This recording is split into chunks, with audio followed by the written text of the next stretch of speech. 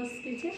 আজকে আমি কাঁঠাল দানা রেসিপি একটা বানিয়ে দেখাবো। কড়াইতে প্রথমে তেল দিলাম, তারপরে কালো জিরের ফোড়ন দিলাম,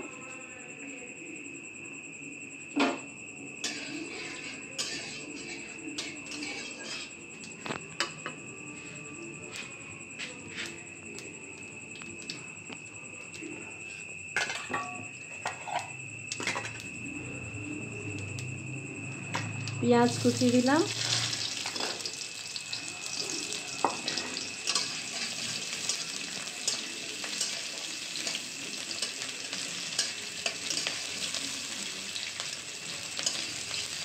পেঁয়াজটা একটু ভাজা ভাজা হয়ে গেছে। আদা বাটা, রসুন বাটা আর কাঁচা লঙ্কা বাটা একসঙ্গে পেস্ট করে রাখা ছিল।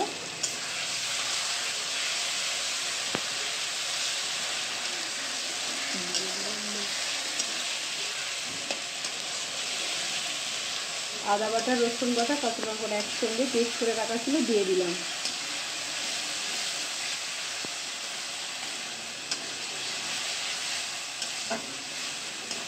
মশলাটা একটু ভাজা ভাজা হয়ে গেলে এবার আমি কাঁঠাল দানাটা সিদ্ধ করে পেস্ট করে রাখা ছিল, এবার আমি দিয়ে দেব।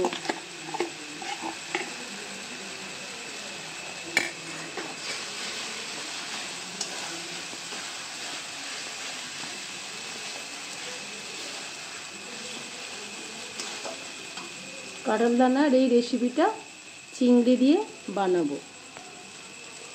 এটা একটু ভাজা ভাজা হয়ে গেছে। কাঁঠাল দানাটা পেস্ট করে রাখা ছিল, এটা চিংড়ি মাছ ভেজে রাখা ছিল, দিয়ে দিলাম। এবার অল্প 1 চামচ হলুদ গুঁড়ো দিলাম, একটু লঙ্কা গুঁড়ো দিলাম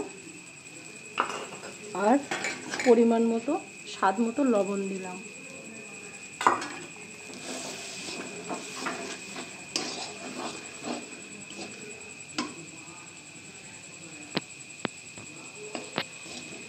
এবার কাঁঠাল দানা আর চিংড়ি দিয়ে রেসিপিটা আমার বানানো হয়ে গেছে।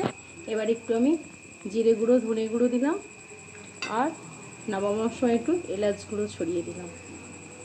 আমার রেসিপি শেষ।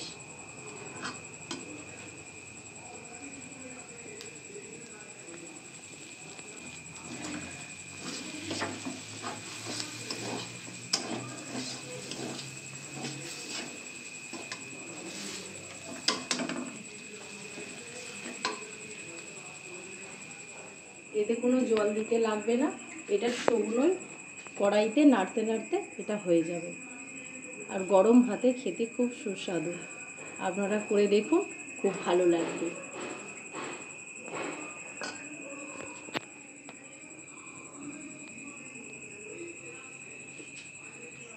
অসাধারণ, এক্সিলেন্ট।